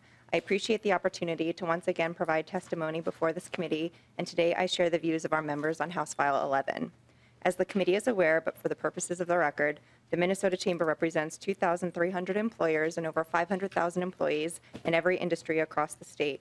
The majority of our members are small and mid-sized businesses, and our membership does include many of Minnesota's Fortune 500 headquartered companies. In my previous testimony on this proposal, I have communicated that we share the goal of giving Minnesotans the access they need to time to take care of themselves and their loved ones. But we continue throughout this process to highlight while balancing employer and employee needs, program scope and costs are also really important in achieving this goal. Throughout this process, we have shared how companies across the state are providing paid leave already, and they are doing so without mandates. This approach enables our companies to develop and provide innovative and specifically tailored benefits to attract and retain employees in a competitive marketplace while ensuring their particular businesses can perform, stay viable, or even grow. A state-dictated mandate benefit, as proposed today, takes away this flexibility and comes with paperwork and reporting compliance mechanisms that add on additional costs, legal exposure, and challenges to our members' operations. We are here today because we are concerned that the bill imposes new fees, liabilities, and unworkable one-size-fits-all leave mandates on our businesses. House File 11 mandates that employers offer fully paid time off in a specific format for an expanded set of familial persons for an expanded list of qualifying events. The bill requires employers to maintain specific records in a specific format or risk significant fines and expanded liabilities. We have heard from our members in cities that have this local ordinance. There are, in fact, struggles with costs and regulatory burdens as well as staffing obligations. I want to reiterate to the committee that employers consider their workforce one of their most valuable parts of their businesses, and this is why they provide benefits and flexibility to retain these trained and skilled employees. However, it is becoming increasingly difficult to keep our Minnesota companies strong because public policies make the cost of doing our business higher than in many other states, from taxes to electricity to health insurance, worker comp premiums, to share a few. We appreciate the goals of the proposal, but we are concerned another mandate disrupting existing employee benefit packages tailored to the needs of our individual workplaces and industries and employees, and then the challenges that this presents in terms of stacking our workplaces in Minnesota. Thank you, Mr. Chair, for the opportunity to share our perspective on this bill with the committee today. Thanks for your testimony. Mr. Hansen, we had you down as another. All right, step on up, please. Welcome, you can begin. Thank you, Madam Chair and members. My name is Adam Hansen. I'm with the Associated Builders and Contractors of Minnesota. Our contractors, men and women that they employ, are part of the 70% of the construction industry that choose to be merit shop craft professionals. We share a lot of the sentiments that have been shared and that will be shared by other testifiers, but I want to share specifically on how this bill directly affects and disproportionately affects the construction industry. Under the bill, contractors are allowed to exempt themselves of the sick and safe mandate if they provide and pay their workers prevailing wage rates as set by the Department of Labor and Industry, even if the projects aren't funded in whole or in part by state funds. This means that private construction like single-family homes, multifamily living, retail, schools, and city and county construction projects would be subject to prevailing wage mandates under this bill. Exempting contractors from providing the sick and safe time benefit under this bill wouldn't provide those construction workers with that benefit just by paying them a prevailing wage rate. And because prevailing wage rates vary county by county, this would create an 87 county compliance fiasco for our contractors throughout the state, depending upon where they choose to do their construction work. There are numerous examples of where prevailing wage rates vary county by county, even if they are neighboring counties. That would create a headache for payroll and accounting folks at these companies. And with those county by county differences comes the increased chance of honest payroll and accounting mistakes, which is what this committee is going to be looking at, those mistakes, those violations, and those civil penalties. And the bill as written does not differentiate between honest mistakes and intentional violations of the law, so we have concerns about that as well. In summation, our members have concerns about this bill and its attempt at implementing a one-size-fits-all wage and benefit package that doesn't take into account what contractors around the state are already doing. And I'd be happy to answer any questions, Madam Chair. Thank you. Let's go ahead and wait till we get the other testifiers. Well, hopefully he'll stick around and we'll bring him right back up again. Thank you so much. Thank you. All right, and I think we had 2 others maybe who weren't on our list. So if you could just keep your comments very brief, please, that would be appreciated. Thank you. Welcome to the committee. Go ahead. Thank you, Madam Chair, members of the committee. My name is Bruce Newstead with the Minnesota Retailers Association. 3 quick comments pertaining to, I think, the purview of this committee. First, I'd like to echo what was just previously said about honest mistakes versus intentional mistakes, and we do think there's an opportunity in the bill to work on that language to recognize a mistake that was honestly made versus one that's intentionally, and we think that's an important distinction. Secondarily, on the private right of action in the bill, I had the pleasure of working on the Minneapolis work group as an alternate, though, so I wasn't a true voting member, Mr. Elliott, like Mr. Elliott was, but had the pleasure of being a part of that conversation. I believe in the end, the Minneapolis version of this did not include the private right of action, at least expressly so. So I think that's important to consider in this as well. My industry would much prefer to work with a well-organized process at the state level relative to compliance and enforcement. And then third, maybe a slight bit outside the purview of the committee, but I'll put it in the category of education and compliance. I notice the bill does have a provision for grants that are oriented toward educating employees about their rights. I think it'd be helpful to look at how we might look at some grant work to help educate employers about their options and how the bill will work for them as well. So, Madam Chair, those are my comments today. Thank you. Thank you. I appreciate you keeping those brief, too. All right, and finally, come on up. Please introduce yourself and you can begin. Thank you, Madam Chair, members of the committee. My name is Ben Wogsland. I'm the Director of Government Relations for Hospitality Minnesota, the umbrella organization representing restaurants, lodging, hotel, resort, and campground industries in Minnesota. The hospitality industry currently provides over 250,000 jobs in Minnesota and $5.4 billion in wages annually in communities across the state. While we do appreciate the spirit of what the author is attempting to do with this bill, we do have some concerns. Hospitality employees, many of which are small businesses in communities throughout your jurisdiction, are able to already provide paid leave benefits. However, many small businesses like restaurants operate on very, very thin margins currently. Even though they may be small, they represent jobs, and we want to help them grow more jobs and be successful in Minnesota. It's widely reported that over half of restaurants do not survive their first year and 80% do not survive the first 5 years. This is a tough competitive industry. Although many small businesses want to do the right thing, all of our members, the financial burden is significant and many simply cannot afford to offer more paid benefits at this time. For these reasons, Hospitality Minnesota favors an opt-in approach to address paid leave and work collaboratively with small businesses in the state. One way the legislature could approach this would be to create additional tax incentives to small businesses for offering certain paid leave benefits or participating in a state paid leave program. I would note that other jurisdictions that have passed paid leave legislation have acknowledged the challenges facing small businesses and crafted their laws to address those challenges, including, in some cases, exempting small businesses from the paid leave portion of paid leave, of sick leave. I'll leave my comments there, but I appreciate the committee hearing these comments, and thank you for your consideration. Okay, thank you very much. Chair Johnson. I believe it was Mr. Hansen brought up the issue with the possibility of inadvertently wage theft by not having it done correctly. The other day we heard a bill on wage theft, and it didn't matter if it was intentional or unintentional.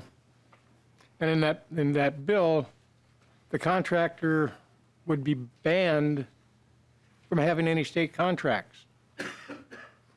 Now, we talked about the differences from county to county in prevailing wage. If my question is, if this was brought into law and it inadvertently did something wrong, got charged with inadvertently wage theft, which with the other bill, if it was one of our 4 or 5 contractors that the only contractor we have that could do the our roads and bridges, would that entire contractor possibly be banned from doing any work in the state of Minnesota so we can't get our road and bridges done? Go ahead. Madam Chair, Representative Johnson, potentially. So a violation of this sick and safe time rule if it was classified as an underpayment of wage or underpayment of benefits. And for example, there's a list of criteria under the responsible contractor law that could ding a contractor. And one of those is if a court having jurisdiction finds that you've underpaid any wages, there's no dollar amount set for that. So if you underpay $1 in wage or benefits, or $100 or $1,000, if a court finds that you did that underpayment, that would trigger the responsible contractor law. And not only would it prevent the contractor from getting state work, it'd be any public contract, so city, county, municipal, or state contract. It could happen to a large contractor, it could happen to a small contractor. It's a big responsibility, and it's a big fear, and everybody wants to comply with the laws. Nobody wants to make a mistake, but the unintentional, inadvertent mistake is the one that contractors fear. Representative Johnson. That's one concern I have on this bill. It's set up for failure. And I don't know how we could deal with that. And as the testifier said, this doesn't matter if it's a small company of 1 employee or one with 10,000. It's treated the same. So that gives me a lot of concern. I'm also have some concern with this bill because I've been the unfortunate loser on sick time. I work for a department that had the sick time, and it's the most widely abused program in the state. As far as I don't call it a benefit, I call it a perk. I worked for, it's not a large department. We had 2 guys, myself and my partner, who worked the opposite shift to me. We did 10-hour shifts. So 4 days every 28 days, we worked the same shift together. And 3/4 of the time, my partner would take a sick day. So out of 4 days where I actually had help, I had about half a day. Couldn't do anything about it. That's the way the rules were written on the sick time. As long as you didn't take more than 2 off at a time, once you got that 3rd day, you have to have a doctor's excuse to come back to work. But what happened is he ended up injuring himself off duty, and he's begging everybody else to loan him sick time because he didn't have the time, because he abused it. I worked for that department for a number of years, and people that worked there from 1 to 10 years ahead of me, within 5 years, I had more sick time built up than a lot of them did because they used it right away. They'd get 1 day of sick time and they'd use it up. And when they needed it, it wasn't there. And a lot of companies were dealing with that issue, so they changed it. They didn't have sick time anymore. They had personal time off. So the person was accountable for it. Now, some companies have gone back to sick time now, as one of the testifiers said, but they use it as an issue to hire good employees and to keep good employees. State mandated is not the way to do it. It's set up for problems. It's set up to have this state fail in our transportation system, because there's only a few companies in the state and the surrounding states can actually do the work. It's set up so we can. Representative Johnson, do you have a question in there? I can tell you feel very passionately about this. But I'm telling this story now because I have people from my district sitting in my office waiting for me. This committee was supposed to be done 25 minutes ago. We have a committee tonight. There's no reason we couldn't wait till tonight to deal with this bill. Okay, Chair Lesch, I just had a question for you if you wanted to address, maybe your testifier address the wage theft issue that was brought up and the intent, and if these two, if you feel like this has an interplay with that statute at all. Well, maybe I can have Mr. Elliott speak to that if I could, Madam Chair. Great, go ahead, Mr. Elliott. Madam Chair, Brian Elliott, SEIU. The bill actually simply adds the new section of law as a reference into the existing enforcement authority of Dolly with regard to the Fair Labor Standards Act, prevailing wage, and other wage and hour laws. So the treatment is not distinct or different from those. Okay, thank you. Representative Carlson. Thank you, Madam Chair. I'm going to just present real concisely here some of the contrarian points that were raised by the business groups here. First of all, the cost that's being added here is very limited. We're talking 0.75% of their total labor costs. This is not a major expense for businesses. With regards to the opposition to this in terms of it being workable, well, we have testimony that said that this is being provided by businesses all across the state. Very similar program. What makes this unworkable versus what they're already providing? So I take take that with a grain of salt. And then, most importantly, many of you were involved in this conversation, business community in particular, when the cities took on paid family leave, or I'm sorry, paid sick time, and the number one complaint that came up over and over and over again, this is going to create a patchwork that's just going to be unworkable. Well, this is solving that problem. This is providing a statewide program that's going to eliminate the patchwork approach. This was the number one complaint that was brought up over and over again. We haven't heard about that here now. What are we hearing about? Oh, one size fits all, a one size fits all approach.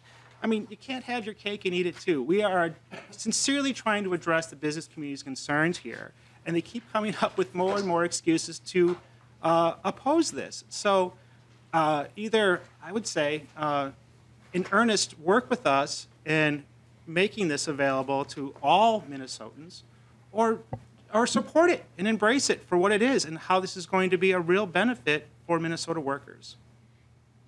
Thank you. I'm hearing there might be another testifier. Is that correct? Did I hear that incorrectly? Was anybody else who wanted to testify on that bill? Any other comments from committee members, questions? Madam Chair. Yep, go ahead. Chair. People want to get out of here, if we could lay this over on the vote and discussion until tonight. Hold on a second.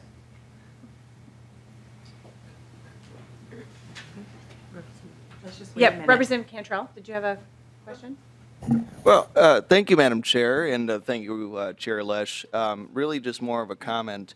I think that this is an absolutely fantastic bill, and to Representative Carlson's point, I think that it helps to alleviate those concerns around potentially creating a patchwork of benefits for employees, for workers in the state of Minnesota.